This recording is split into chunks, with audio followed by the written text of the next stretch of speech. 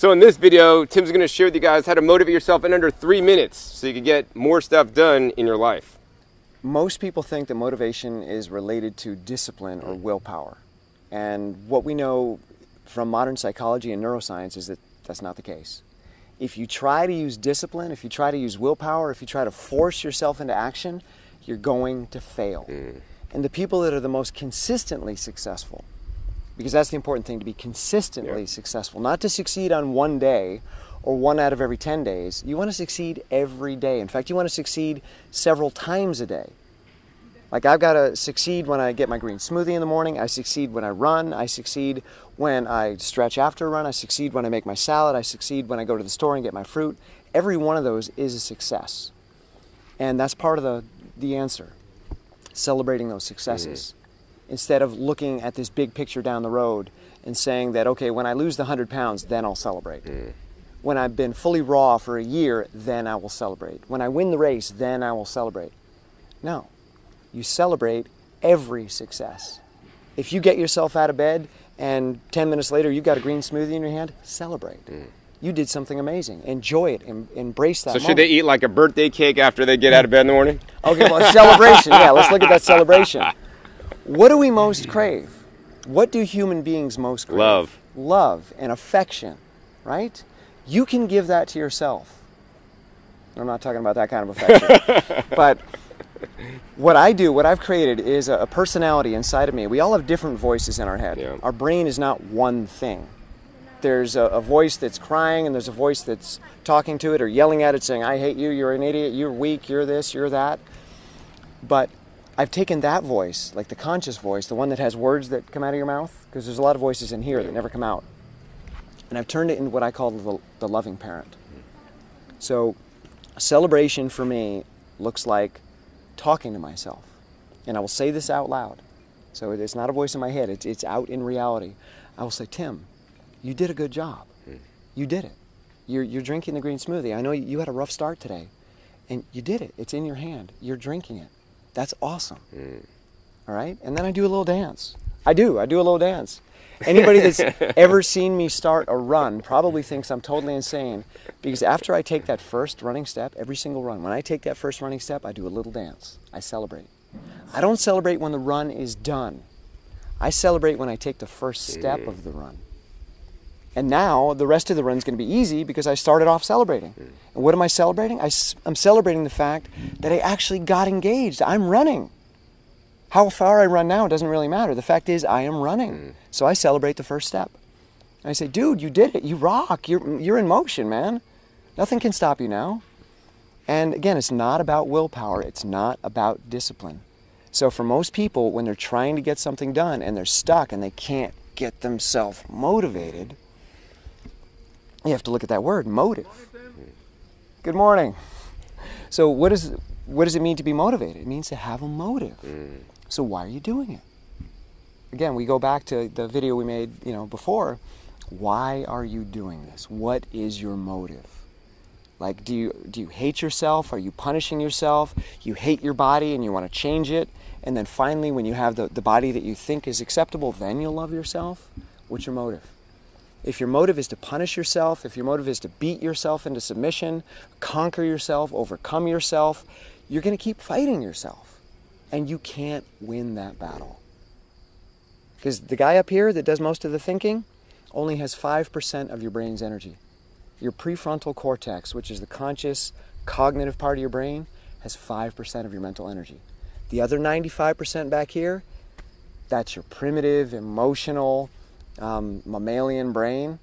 It's got 95% of your brain energy. You can't fight it. You can't win.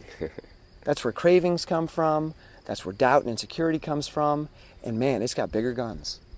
So if the prefrontal cortex says, you're fat and you're ugly and I hate you and I'm not going to like you until you lose 100 pounds, you're going to lose. Because it's going to come kicking and screaming, and it's going to fight back, and it's going to make you eat 10 quarts of Ben & Jerry's ice cream. So in order to motivate yourself, again, look at the motive. Why are you doing it? Why do I run? So I can be the fittest guy in the world and I can win races? No. Because I love moving quickly through the world. I love exploring the world on foot. So that becomes my motive. So when I wake up and I'm like, I got to run. Why?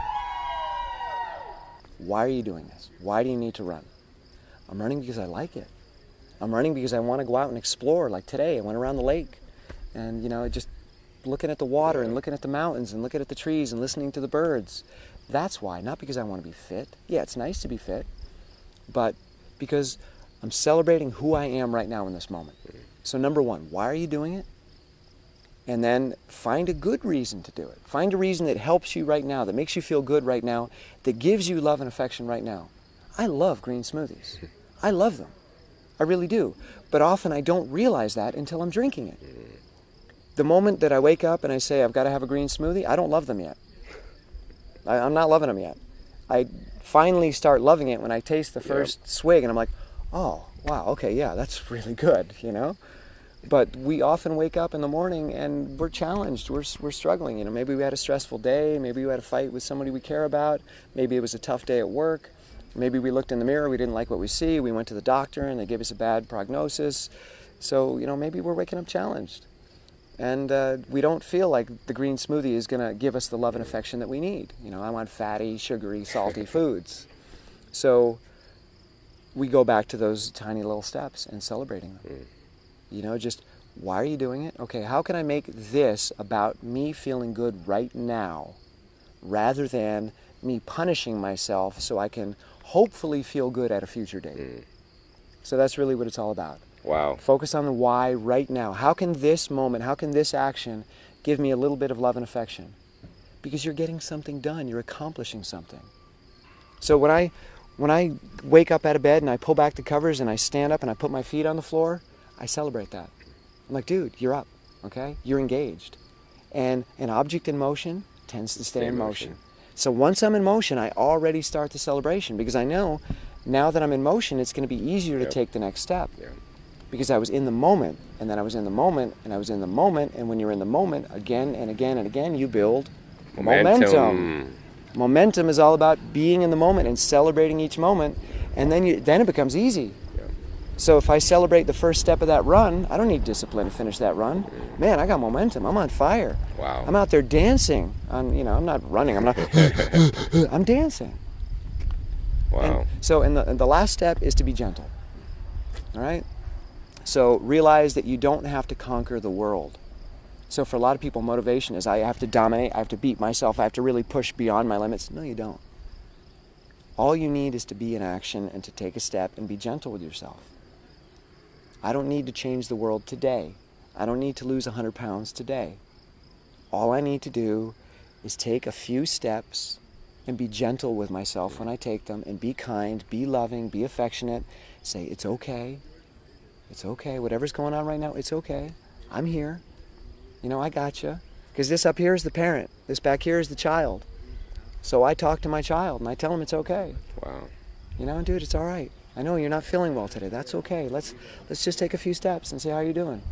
I take the few steps. Are you okay? Yeah, I'm feeling a little bit better. Okay, good.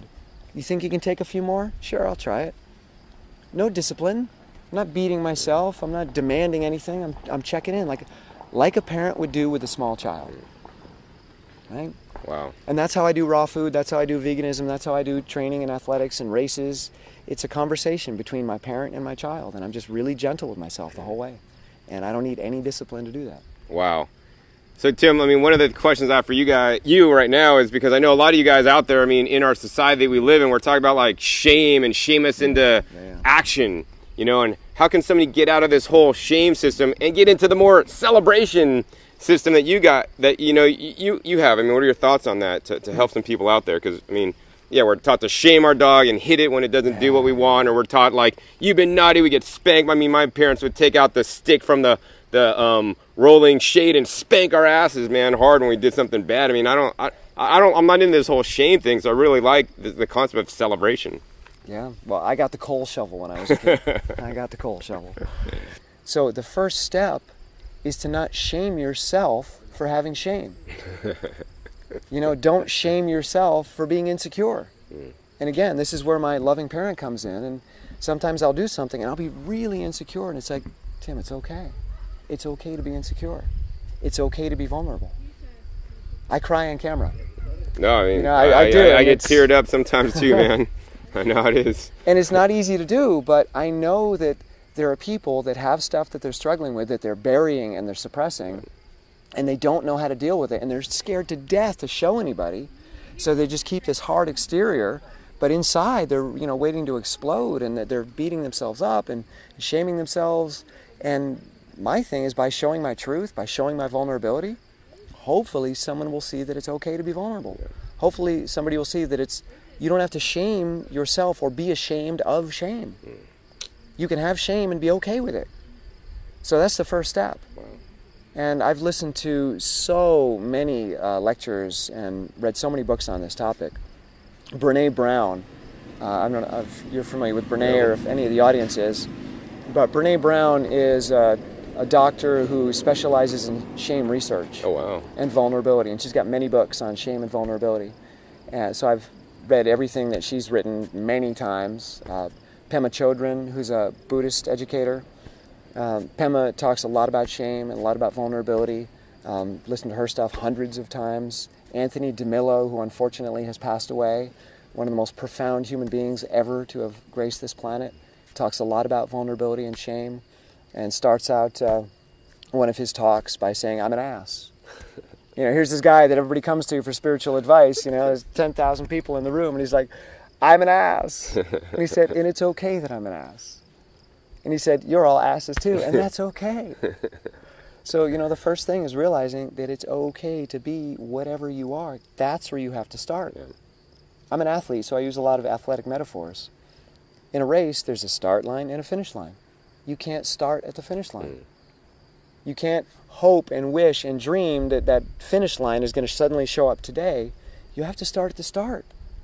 That's the only place that you can start and actually make it to the finish line. And starting at the start means you have to start where you are. If you're insecure, that's where you start. Yeah. You admit it. You own it. I'm insecure, and I own it, and I embrace it, and I celebrate it, and I share it. And maybe that'll help other people do the same thing. So, you know, first thing you got to do is be aware. Again, this goes back to the why. Why are you doing things? Be aware of what's going on inside of you. Be aware, do I have shame? Do I have insecurity? Do I have fear? Do I have anxiety? Be aware of it. Then acknowledge it. Say, okay, yeah, there it is. That's who I am. That's my core. And then accept it. Say, yep, that's me. That's who I am. And then move forward from there. Wow. I mean, this is all very powerful stuff. I know you guys probably never even heard of this stuff before. And, you know, one of the things I like to do is I like to think I'm fairly smart. So instead of reading all the books like Tim's reading and getting all this knowledge, I just like to watch Tim's YouTube channel and get him to dispel it for me so I don't have to read all those books.